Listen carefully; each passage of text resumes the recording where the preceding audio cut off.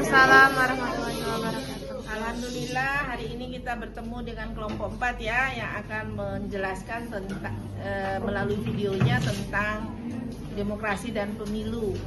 Nah, bagaimana sih demokrasi dan pemilu yang sebenarnya? Karena demokrasi kita tahu adalah sebuah sistem pemerintahan ya, yang berasal dari rakyat, untuk rakyat dan oleh rakyat. Kemudian pemilu itu, sistem pemilu ada dua, sistem A, kemudian sistem distrik. Nah, bagaimana selanjutnya sih demokrasi dan pemilu yang akan dijelaskan nanti oleh kelompok 4. Silakan kelompok 4.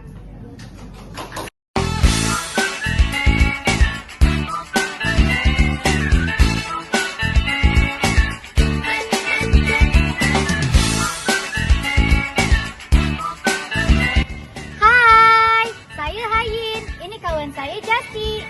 Betul, saya Justy. Hai.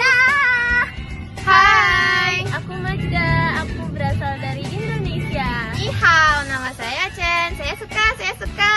Dah. Hai, saya Kesha. 23 Inilah demokrasi dan Pemilu.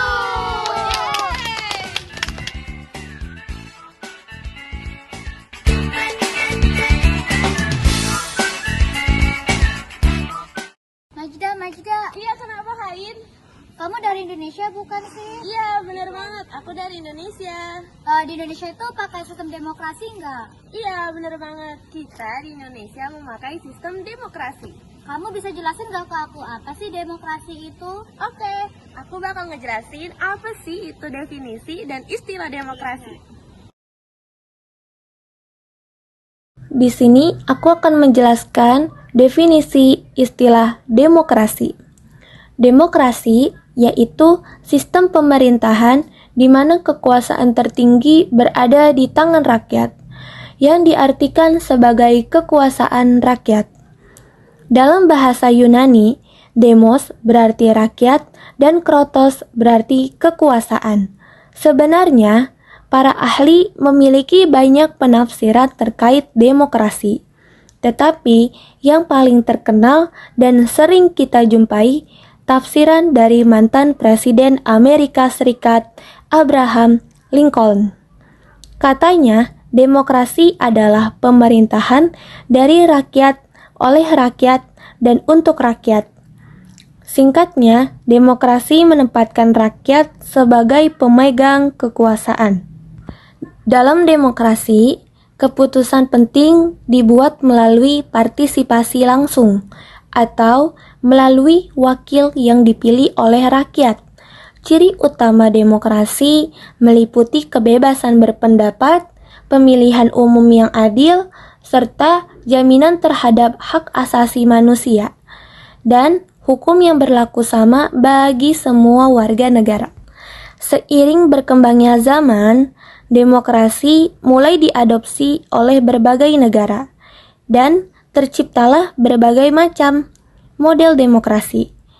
Ada demokrasi klasik, demokrasi liberal, dan demokrasi parlementer. Nah, kalau di Indonesia sendiri, demokrasi diintegrasikan dengan nilai-nilai Pancasila. Di dalam buku Dasar-Dasar Ilmu Politik menurut Miriam Budiarjo, di dalamnya dijelaskan demokrasi konstitusional. Apa sih demokrasi konstitusional itu? Demokrasi konstitusional ialah sistem pemerintahan di mana kekuasaan dijalankan berdasarkan konstitusi dengan batasan hukum dan pengawasan rakyat untuk mencegah penyalahgunaan kekuasaan. Sedangkan konstitusi sendiri ialah hukum dasar tertinggi yang menjadi landasan penyelenggaraan negara yang mengatur sistem pemerintahan, bentuk negara, serta hubungan antara lembaga-lembaga negara dengan warga negara. Nah, Hain, sekarang kamu udah paham kan apa sih itu demokrasi dan istilah-istilah di dalamnya? Iya, aku udah paham. Makasih ya Majda. Iya. Tapi aku ada pertanyaan lain nih. Apa itu? Apa sih prinsip-prinsip yang digunakan dalam demokrasi itu? Nah, biar aku yang menjelaskan. Prinsip-prinsip dalam demokrasi itu adalah Prinsip-prinsip demokrasi adalah kedaulatan rakyat, pemerintahan berdasarkan persetujuan yang diperintah, kekuasaan mayoritas, hak-hak minoritas, jaminan hak asasi manusia, pemilihan umum yang bebas, adil, dan jujur, persamaan di depan hukum dan proses hukum yang wajar. Kedaulatan rakyat adalah kekuasaan tertinggi berada di tangan rakyat. Pemerintahan berdasarkan persetujuan yang diperintah adalah pemerintah dibentuk dan dijalankan atas persetujuan dari rakyat. Kekuasaan mayoritas, keputusan diambil berdasarkan suara terbanyak atau mayoritas. Hak-hak minoritas adalah hak-hak kelompok kecil yang harus dilindungi dan dihormati. Jaminan hak asasi manusia itu adalah hak-hak dasar setiap individu harus dijamin dan dilindungi. Pemilihan umum yang bebas, adil, dan jujur adalah rakyat memiliki hak untuk memilih pemimpinnya secara bebas dan tanpa paksaan dalam pemilihan yang adil. Persamaan di depan hukum, semua warga negara memiliki kedudukan yang sama di mata hukum. Dan yang terakhir, proses hukum yang wajar itu adalah proses penegakan hukum harus dilakukan secara adil dan wajar. Menurut Miriam Budiarjo, ciri khas demokrasi konstitusional pada abad ke-19 adalah penekanan pada pembatasan kekuasaan pemerintah dan perlindungan hak-hak individu. Secara ringkas, ciri-cirinya meliputi: yang pertama, pemerintah dibatasi oleh konstitusi agar tidak bertingkah sewenang-wenang. Yang kedua, penegakan hak-hak asasi manusia atau HAM menjadi pusat perhatian. Yang ketiga, kekuasaan eksekutif diawasi oleh legislatif dan yudikatif. Prinsip checks and balances. Itulah prinsip-prinsip dalam demokrasi. Oh, seperti itu prinsip-prinsip dalam demokrasi. Tapi Chen, gimana sih di dalam demokrasi itu cara memilih pemimpinnya? Kamu tahu nggak, Chen? Dengan sistem pemilu.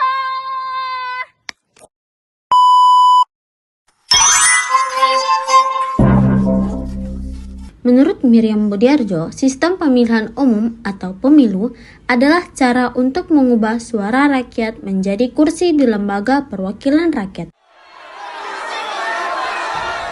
Melalui sistem ini, suara rakyat diterjemahkan menjadi kekuasaan politik yang sah. Pemilu juga merupakan sarana penting dalam negara demokrasi karena memberi kesempatan kepada rakyat untuk memilih wakilnya secara langsung dan bebas. Selain itu, sistem pemilu berperan besar dalam menentukan bentuk pemerintah, jumlah partai politik yang berkembang, serta hubungan antara rakyat dan pemerintah. Karena itu, sistem pemilu tidak hanya soal teknik menghitung suara, tetapi juga mencerminkan nilai-nilai keadilan dan keterwakilan politik dalam suatu negara. Jenis-jenis sistem pemilu. Jenis-jenis sistem pemilu terbagi menjadi dua.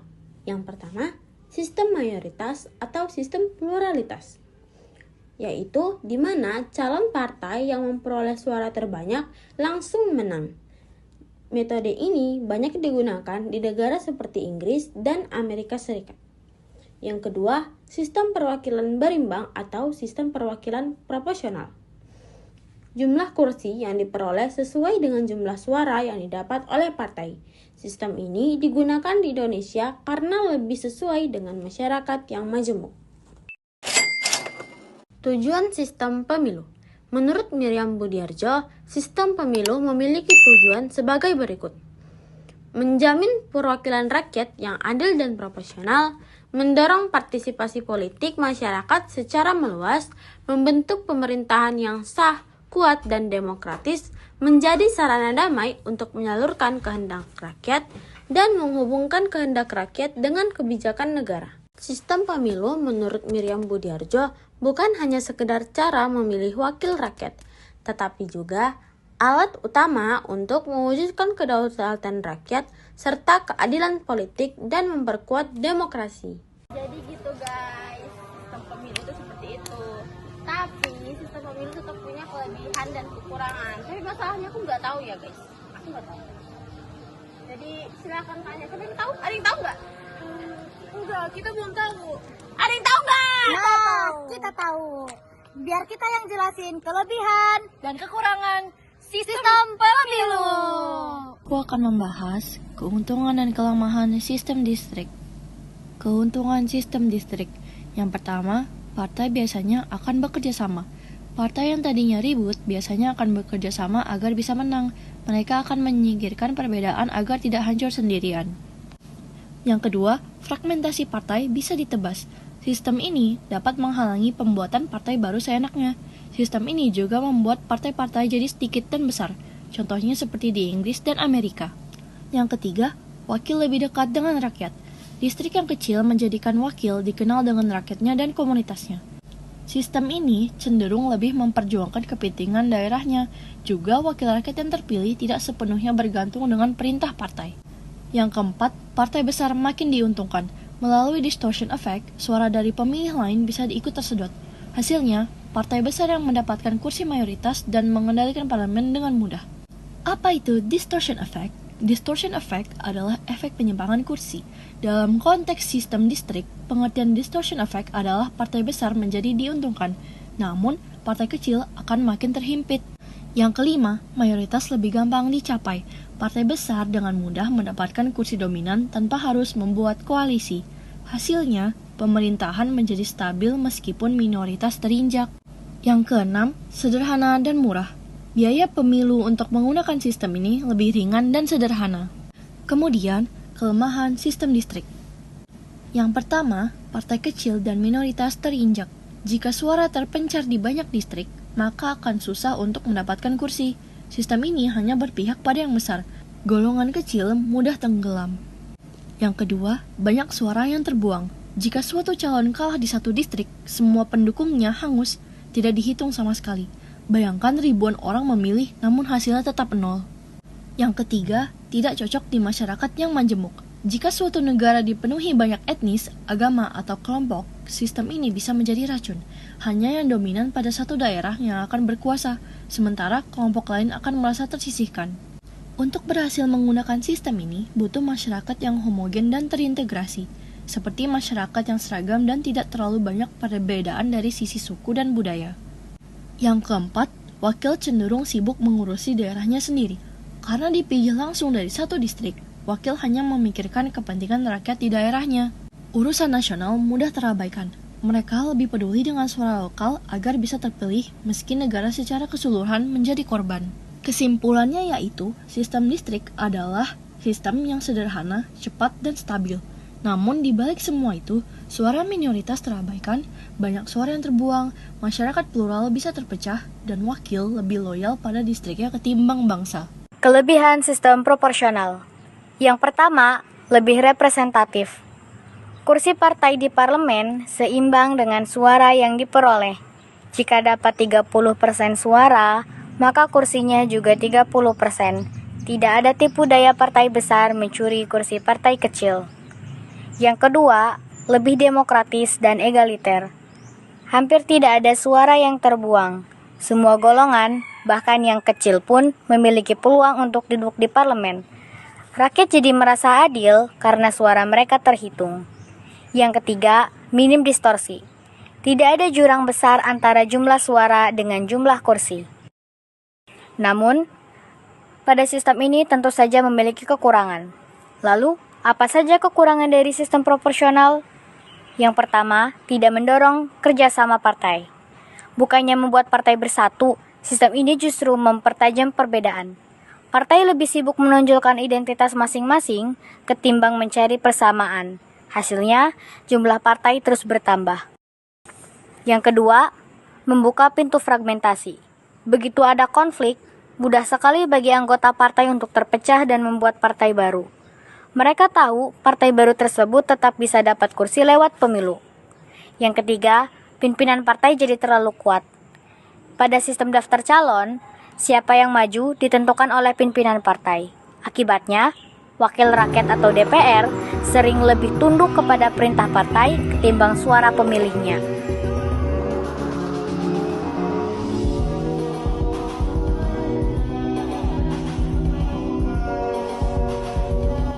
Nah, itu dia kelebihan dan kekurangan sistem pemilu. Tapi, biar lebih jelas kita tanya Majda aja kali ya contohnya. Ayo tanya. Majda, Iya. Kamu bisa nggak jelasin ke aku Apa gimana tuh? sih perkembangan demokrasi di Indonesia sebagai contoh? Oke, Hain, aku bakal ngejelasin bagaimana perkembangan demokrasi Indonesia dari masa ke masa, dan aku bakal ngasih contohnya. Di sini, aku akan menjelaskan perkembangan demokrasi di Indonesia sebagai contoh untuk memperdalam pemahaman kita mengenai demokrasi. Perkembangan demokrasi di Indonesia mengalami beberapa tahap. Pada masa demokrasi parlementer, pada tahun 1945 hingga 1959, di mana rakyat sudah ikut memilih wakilnya lewat pemilu, tetapi pemerintahan sering berganti karena konflik antar partai. Kemudian pada masa demokrasi terpimpin pada tahun 1959 hingga 1965, di mana kekuasaan terpusat pada Presiden Soekarno, sehingga kebebasan rakyat menjadi berkurang. Contohnya seperti pembubaran DPR hasil pemilu pada tahun 1955 oleh Presiden Soekarno dan pembentukan DPRGR atau Dewan Perwakilan Rakyat Gotong Royong, yang anggotanya ditunjuk langsung oleh Presiden, bukan dipilih rakyat. Selanjutnya, pada masa demokrasi Pancasila Orde Baru, Dengan sistem pemilu.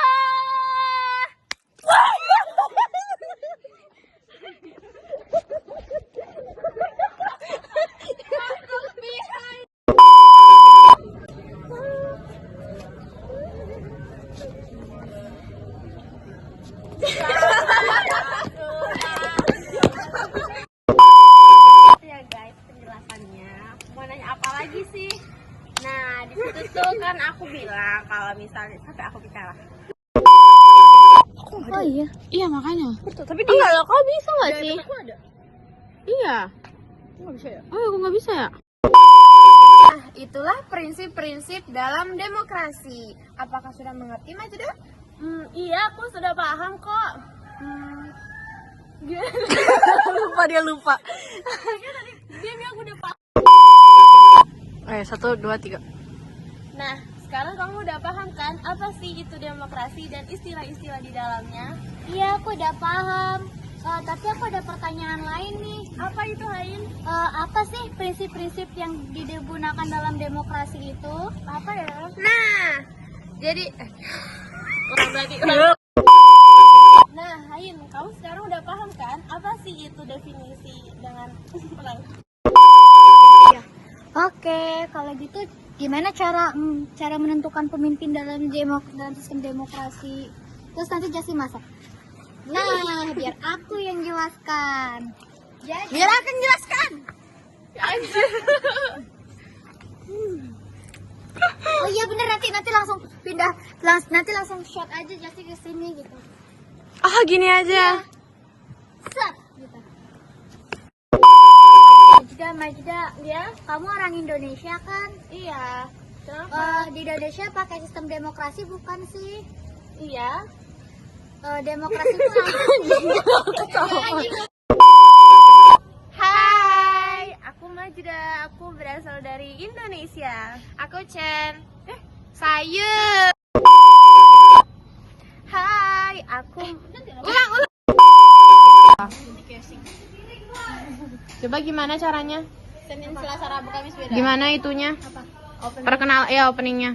Hai. Beneran. Hai, saya Irma Khadijah dengan Imahir 134. Enggak hafal. Ini rekan-rekan saya. Ini rekan-rekan saya.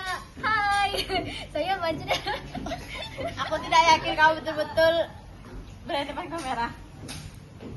Oh, luar. Ya udah, langsung saja lah.